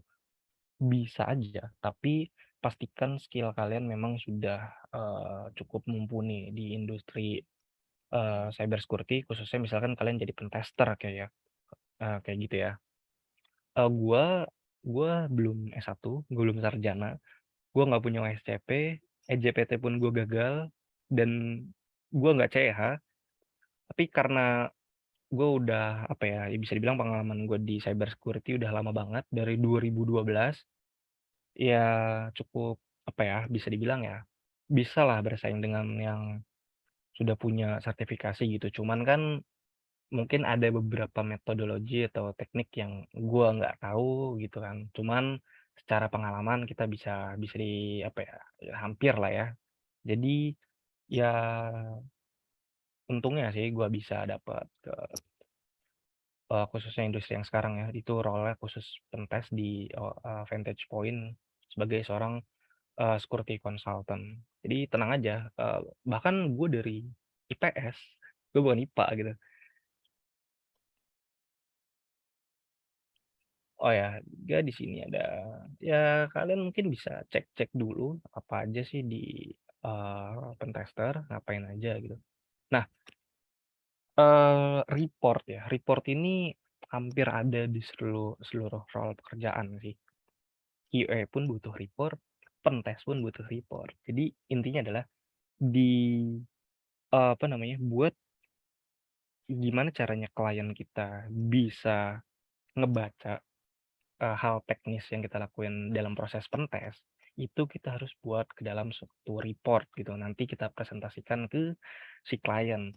Nah, report ini tuh bisa macam-macam ya contohnya. Maksudnya nggak ada report baku dan report yang 100% ini report valid gitu. Nggak ada yang self claim kayak gitu. Karena itu variasi dan tergantung perusahaan. Ada yang reportnya mereka generate khusus dari PT itu emang apa ya, itu memang keunggulannya lah reportnya mereka dan lain-lain. Jadi emang beda-beda. Dan tapi ada beberapa referensi di internet gimana caranya bikin pentest report yang ya lumayan bagus lah, lumayan bisa kita presentasikan ke klien. Ini ada webnya pentestreport.com, dan di sini ada beberapa contoh, dan yang ini pernah gue pakai buat presentasiin ke klien juga. Nah, nanti di sana kalian yang nemuin istilah severity, lalu ada CVSS score kayak gitu sih. Cuman ini udah benar-benar hal teknis banget dalam penetration tester. Lalu mungkin kalian sedikit bertanya ya tentang OS yang dipakai. Jawabannya adalah bebas, mau Windows, Linux, macOS, apapun. Jangan kayak punya mindset kalau hacking ya harus Linux, enggak juga gitu. Bahkan gue lebih enjoy make buat kebutuhannya tuh lebih enjoy make selain Linux sih, karena buat dokumen segala macam di Linux tuh susah ya, nggak kayak di Windows atau di Mac. Jadi makanya tools itu ya tinggal disesuaikan aja, tinggal kita download. Misalkan butuhnya Python, butuhnya PHP ya kita install aja gitu. Ya mungkin bedanya kalau di Linux itu memang udah ada OS khusus yang udah disediakan, nggak usah repot-repot install kayak gitu sih. Ini ada contoh-contohnya, tools-toolsnya. Dan yang paling sering digunakan adalah Nmap, Burp Suite. Ya mungkin yang lain itu kayak opsional sih, jarang banget dipakai. Ini ada sertifikasinya, ya ada vendor lain ya. Ini ada GIAC, istilahnya GPN, main offensive. Ya. Nah ini ada situs-situsnya kalau kalian mau belajar pentest. Ini ada Hack the Box. Ini yang lagi hype banget sekarang buat belajar pentesting sih. Di sini namanya Hack the Box. Lalu ya ada banyak, ada Try Hack Me dan lain-lain. Oke, nah sama ya dengan QA, di pentest itu juga ada yang namanya pentest checklist. Jadi kalau dari tadi di QA itu ada skenario di dalam Excel ya yang harus kita lakuin. Di apa namanya, di pentest pun sama, ada checklistnya gitu. Nah ini khusus yang mobile application security testing. Di sini misalkan ada platformnya ada Android. Nah, kita lakuin hal-hal yang di sini, misalkan testingnya ngapain gitu ya, ada pentest checklistnya. Wait, ada yang versi webnya namanya. Nah, ini dia yang web. Sebenarnya kayak gini. Nah, misalkan testing ini kita lakuin kayak gimana hasilnya, apakah hasilnya ditemukan, findingnya ditemukan atau not applicable atau gimana. Nah, itu biasanya ini OSP testing guide ini dipakai untuk skripsi orang yang spesifik ke arah pentest ya. Mereka acuannya ke testing framework-nya si OAPS testing guide ini. Nah, cuman pentest checklist ini tuh bisa dibilang eh, beda-beda tiap perusahaan. Mungkin dari segi kodenya atau dari segi skenario-nya itu bisa tergantung tiap perusahaan karena mereka udah pasti punya template-nya sendiri sih. Itu kelebihannya mereka ngelakuin testing yang cuma mereka yang apa ya, punya skenario tambahan lah. Tapi untuk basic dan yang open source ini dari OAPS Testing Guide. Ini yang udah versi 4. Ya ini banyak banget ya kayak testing-testing harus dilakuin. Kalian nggak perlu coba nge-checklist sendiri sih sebenarnya. Kayak apa namanya? Kayak kalian nggak perlu ngebuat sendiri, kalian bisa ngikutin pakai ini aja sebenarnya karena ini udah cukup apa ya, jadi standar lah. Ini udah banyak banget soalnya. Nah, misalkan kayak gini kita testing client side-nya dan ada kode-kodenya juga. Dan ini tuh mengacu ke OAPS Top 10 ya. Nah, ini ada 10 top 10 web application security risk. Jadi testing-testing tadi itu masuk ke kategori yang mana kayak gitu.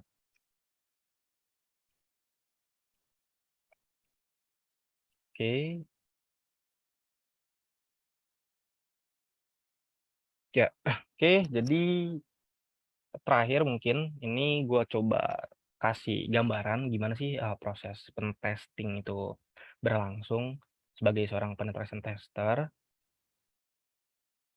Oke, jadi gue coba connect VPN-nya dulu.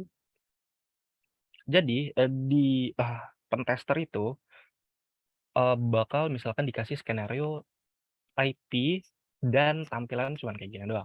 Nah, perbedaan dengan QA adalah kita udah bener-bener dikasih satu web dengan fitur yang sempurna lah ya, ada login, ada dashboard, ada fitur-fitur lain. Cuman di pentest itu bisa jadi cuman begini doang. Dan apa yang harus kita cari tahu dari ini gitu ya? Kita coba cari dengan cara yang tadi ya, scanning, enumeration, kira-kira adakah service dari servernya dia yang ada bugs-nya kayak gitu sih.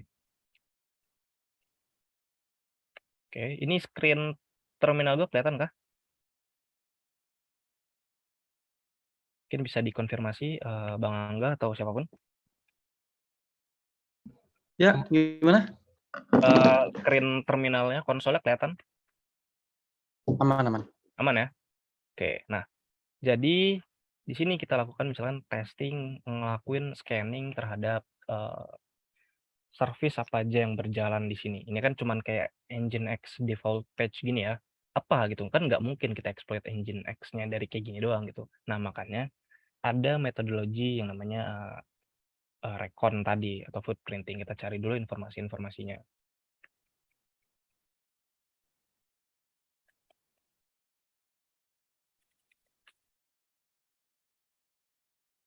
Nah, ini adalah salah satu tools network mapping ya, namanya Nmap. Ini adalah tools andalan banget yang dipakai nantinya.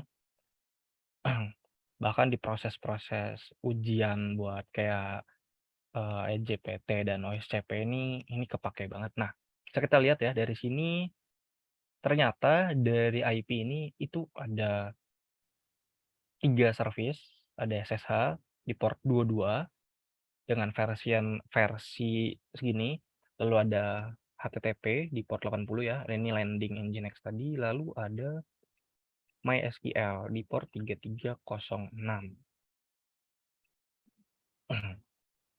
Nah, lalu apa yang bisa harus dilakukan ya? Biasanya itu kita cek dulu apakah versinya ini bisa dieksploit, service SSH-nya, ataukah service Nginx-nya di versi segini bisa dieksploitasi, atau MySQL-nya ternyata kayak gitu. Jadi kita analisa dulu service-nya ada apa aja, lalu kita coba pakai tools-tools kayak Nmap ini buat nyari tahu ada kemungkinan service yang sudah outdated sehingga bisa dieksploitasi kerentanannya kayak gitu. Oke, coba di sini contohnya gua pakai tools biar faster kah? Biar search.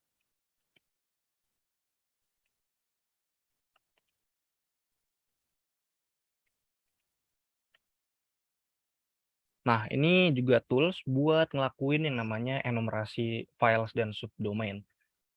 Biasanya di situs-situs itu kan terdapat files-files yang sifatnya nggak kelihatan ya. Nah, ini gunanya buat nge-scanning. Nah, ini lihat, kita bisa tahu ada apa yang nggak kelihatan sama mata kita gitu. Ternyata ada di sini deteksi kelihatannya ada file index PHP dan PHP info. Sorry, index HTML. Oke, ini landingnya sama PHP info. Nah, ini dia. Ternyata kita nemuin suatu file yang berisi tentang PHP versi. Di sini, ini udah bisa dimasukin report sebagai temuan atau finding mengenai sensitive information disclosure. Jadi kita bisa tahu, oh ternyata dia running di Linux, kernel versi sekian, lalu juga dia running PHP versi 74 dan sebagainya ya. Bisa kita lihat di sini adalah environment dari PHP yang ke-expose ke publik dan ini bisa dimasukkan report sebagai temuan sensitive information disclosure. Kayak gitu. Nah, ini juga ada versi MySQL-nya. Bisa kita cek. PDO MySQL, lalu ada environment-nya.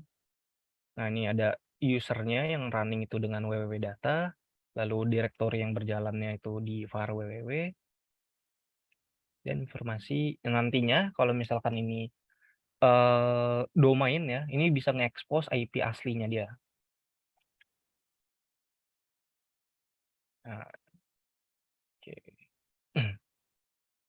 Yap, oke, jadi ya kayak gitu proses seorang penetration tester melakukan suatu testing terhadap aplikasi yang dikerjakan sih. Oke, mungkin cukup itu aja dari gue. Gue kembalikan ke Angga. Mungkin yang ada pertanyaan boleh apa namanya diinformasikan.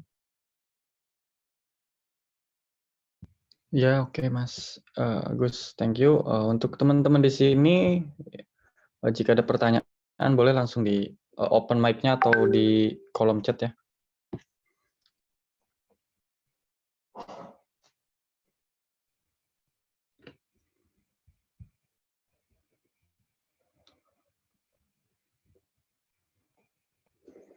Untuk sesi pertanyaan saya buka di 10 menit ya.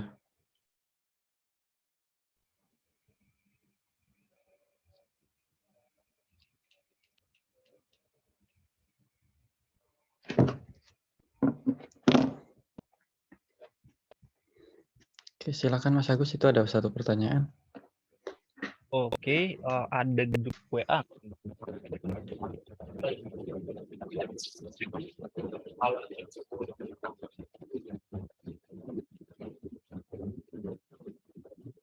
Di sana. Gue akan kasih linknya ya. Untuk grup Facebooknya dan juga grup WA-nya. Wait.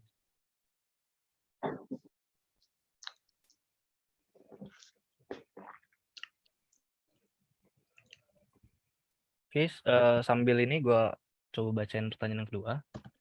Kalau mau jadi pentester, apa harus sertifikasi seperti yang Mas bilang? Nah, ini tadi sempat gue bilang ya, nggak harus sebenarnya. Kalau misalkan memang ini sebenarnya kayak ini aja sih. Buat gue ya, sertifikasi di cyber security khususnya ke arah pentest itu lumayan mahal nominalnya gitu, tinggi gitu lah. Di atas 3 juta buat sertifikasi itu cukup berasa kan. Apalagi sertifikasi di industri IT itu enggak sepenuhnya permanen, kayak cuman license-nya 2 atau 3 tahun habis itu expired.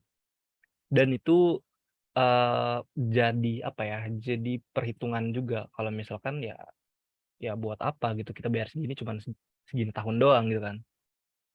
Yang permanen kayak OSCP itu mahal banget. Nah, balik lagi, kalau misalkan memang kalian ada duit yang lumayan banyak lah ya, cukup punya uang dingin yang banyak dan kalian pengen sertifikasi, ya boleh-boleh aja, ambil aja.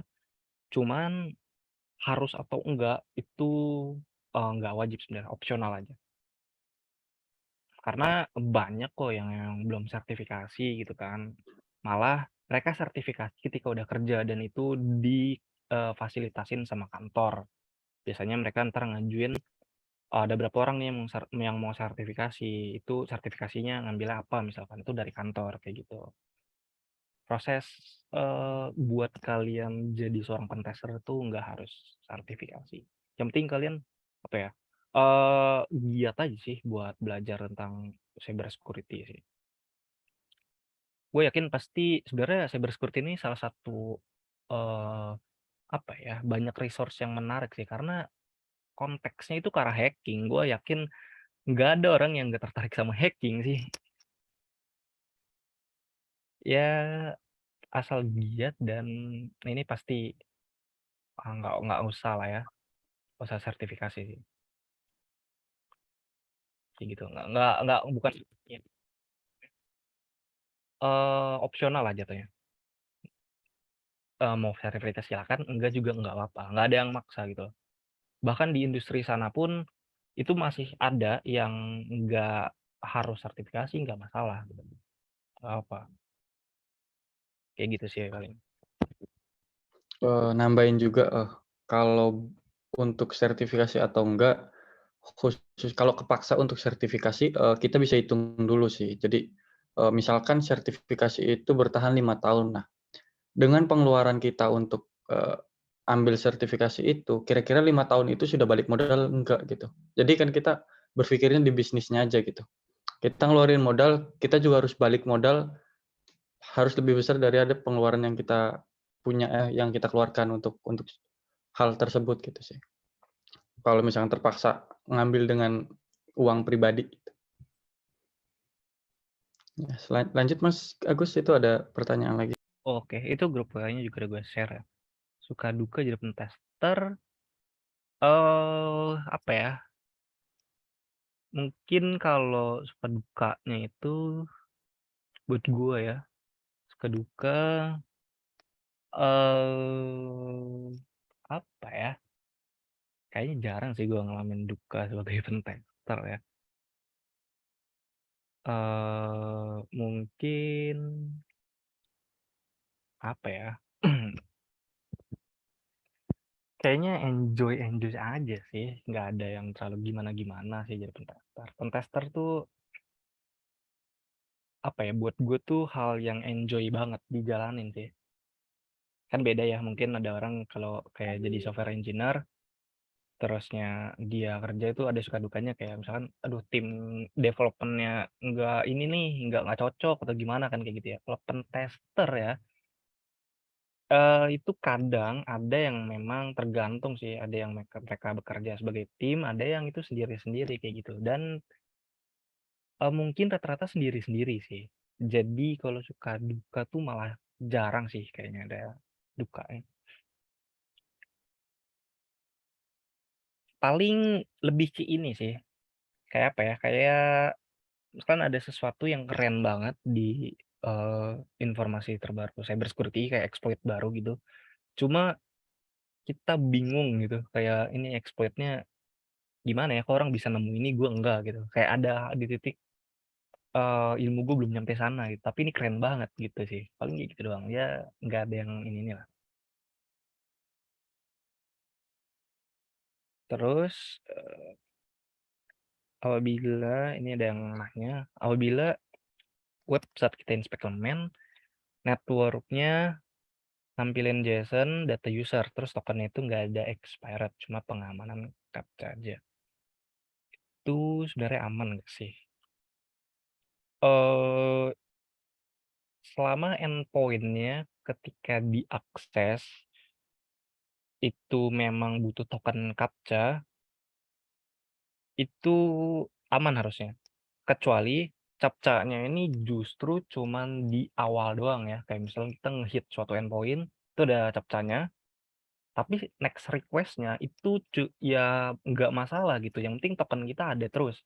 Nah itu menurut gue nggak aman, karena apa ya? Karena ada flow yang bisa di-bypass di situ secara logik ya. Karena kan request yang kayak gini itu kan unlimited jadinya ya. Jadi ya nggak ada sesi expirednya, lu bisa nge-request terus-terusan dengan request data yang request token yang itu lagi gitu.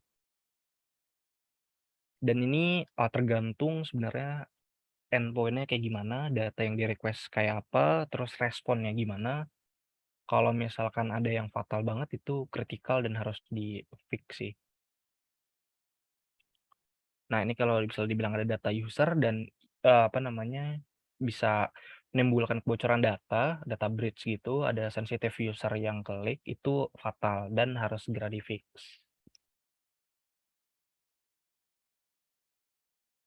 Kayak gitu sih. Sebenarnya kalau gua ambil ini berarti kalau gue simpulin ini berarti request API ya.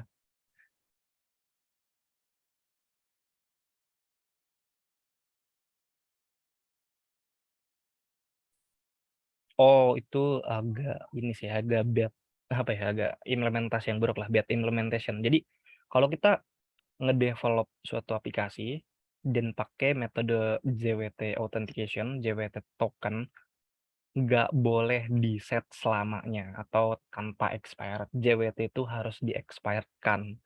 Makanya ada konsep yang namanya refresh token gitu. Karena tokennya ini itu bisa banget dicolong orang. Dan kalau misalkan udah dicolong orang, gimana cara nge-revoke tuh token?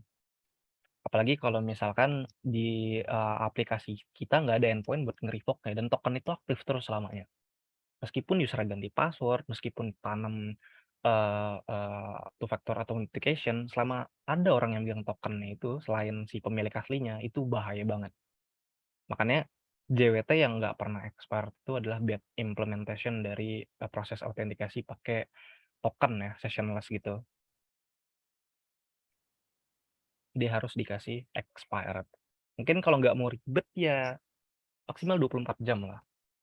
Kalau misalkan pembuatan refresh token, konsep refresh token itu sangat membebani ya atau beban atau kayak wah ilmu saya belum nyampe di sana, itu ya nggak masalah, tapi seenggaknya tokennya dikasih expired itu ya maksimal 24 jam aja.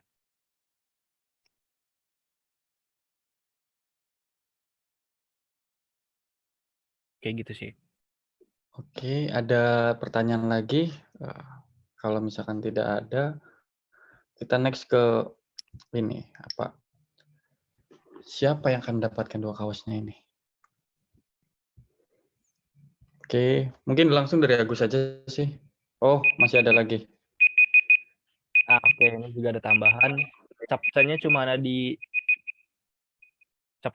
front end dan di back end-nya lost. Nah, ini memang udah fatal banget ya karena validasi atau verifikasi itu harus terjadi di dua scope front end dan juga scope back end. Misalkan kayak kita validasi from login, misalkan username required, password required, ataupun kayak username maksimal minimal 4 karakter gitu. Itu harus dua-duanya divalidasi, nggak boleh satu doang. Kayak gitu.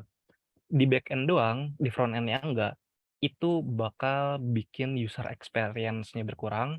Kebalikannya, kalau di front end doang, back end-nya enggak, itu bisa di direct access langsung ke back end. Front end-nya bodo amat gitu, karena back end itu bisa di request tanpa browser gitu kan. Ya request aja pakai tools HTTP client kayak Postman ya kan. Nah, ya efeknya apa gitu. Makanya harus terjadi di dua scope, front end dan back end itu harus ada validasi. Captcha itu juga harus di dua tempat. Di depan kan captcha itu nanti nge-regenerate token kan yang dikirim ke backend buat validasi kayak gitu kan. Dan itu harus terjadi. Itu proses yang bagus buat diimplementasi gitu. Nah, oke, ini ada pertanyaan lagi. Oh ini untuk QA ya. Oke, ini nanti berarti ya. Kalau di pentest bidang apa yang harus dikuasai? Backend, networking. Oke, jadi kalau di pentest itu eh semua sih. Networking iya, tapi networkingnya nggak perlu advance banget ya, sampai harus kayak bisa Mikrotik, bisa Cisco, yang penting paham basic fundamental networking aja. Kayak apa namanya ya, tentang range IP sekian-sekian, terusnya misalkan kayak buat kita connect ke network itu masuk ke dari mana, kayak gitu sih, yang ya fundamental network aja, nggak perlu yang advance banget. Terus backend, iya backend perlu juga dong, karena di pentesting itu ada buat testing bisnis logic. Jadi kita harus bisa gimana caranya kita bisa memanipulasi flow atau gimana caranya kita bisa membelokkan bisnis logic yang seharusnya gitu. Itu kan dengan cara membaca logic backend gitu kan. Dan itu ya perlu. Pentest itu perlu, tapi nggak perlu dalam banget gitu loh. Nggak perlu secara spesifik dia dalam banget. Back end networking, front end pun perlu, karena di front end pun ada skenario khususnya buat pentest. Ya server pun perlu, karena pentest itu juga ada bagian infra, nggak cuma dari sisi aplikasi. Kayak gitu sih.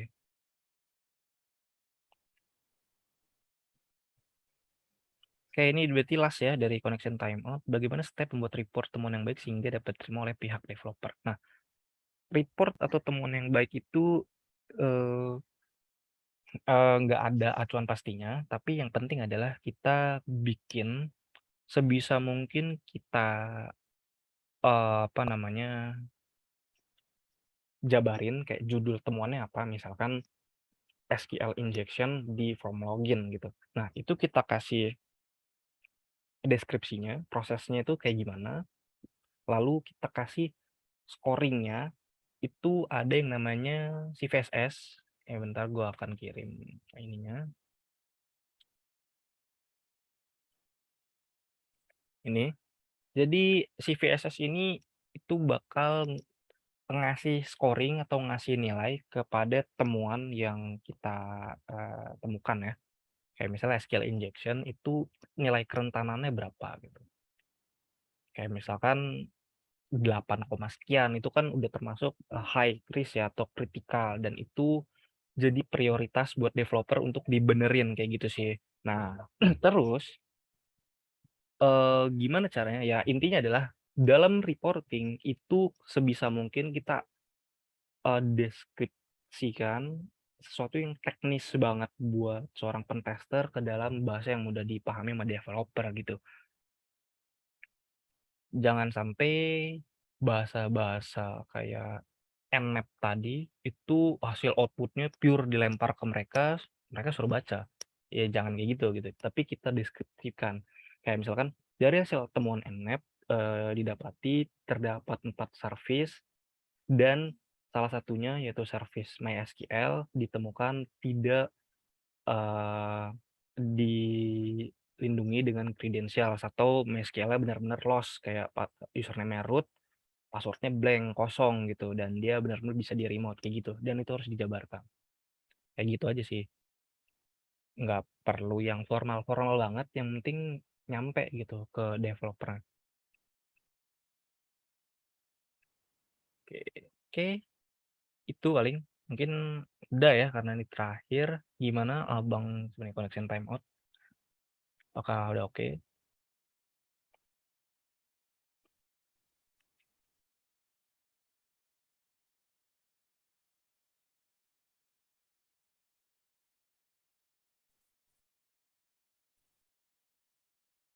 Ya mungkin kayaknya udah ya, enggak, gua akan balikan ke Angga. Oke, kira-kira siapa nih yang bertanya dengan baik dari pertanyaan-pertanyaan tadi, Gus? Oh, gue milih nih 2 atau 1? Satu dari lu 1, nanti dari Oke. Mas Wisnu 1. Oke, gue coba cek ya.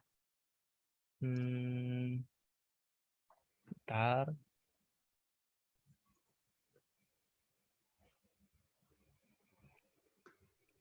Kayaknya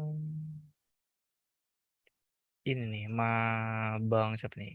Cas Hadi, Bang Cas Hadi. Sorry. Itu ini. Oh, ini. Mau Fikri Firmansyah. Dia spesifik nanya Oke. tentang flow si aplikasinya gitu. Menurut gua tuh oke sih pertanyaannya. Oke, untuk Mas Fikri, minta tolong di japri saya ya di chat ini. Untuk Instagram ID-nya. Terus untuk dari Mas Wisnu, siapa nih Mas yang kira-kira? Oke, kalau dari gua Mas Hakim Ahmad. Mas Hakim akan minta di japri juga ID Instagram-nya ya. Oke, kita di penghujung event-nya. Terima kasih untuk speaker-speaker yang udah bawain materi-materi yang keren-keren sekali nih. Dari kita udah belajar soal testing dari bisnis flow-nya gimana, dari Mas Wisnu gitu, terus dari sisi cyber security-nya gimana gitu, Kak. Nah, ini mungkin bisa nambahin insight buat teman-teman nih yang lagi bingung gitu, mungkin lagi cari role-role yang kira-kira cocok untuk nanti di industri. Oke sih, mungkin kita sesi foto dulu deh. Kalau bisa open cam ya, biar kelihatan gitu. Oh, gue lagi di tempat yang nggak bisa buat open cam nih. Oke. Nggak apa-apa. Oke. Ya, kita mulai. 1, 2, 3. Cepet. Dapat 1. Oke. Untuk Muhammad Fikri sama siapa tadi satunya? Mas Hakim. Nanti langsung kontak ke Mas Hakim udah Mas Angga aja ya. udah di Japri belum ini? Biar nanti bisa pengiriman untuk kaosnya. Nanti untuk teman-teman kita akan adain untuk tiap bulan ya. Nanti pantengin aja di Jangan Jadi Programmer. Dan nanti rencananya di bulan-bulan depan ini kita akan adain seminar offline sih. Tempatnya kita mungkin akan ada di Jawa Timur sih. Kita kerjasama dengan salah satu komunitas di sana untuk mengadakan seminar offline-nya. Oke sih. Undang ya. Hakim. Oke.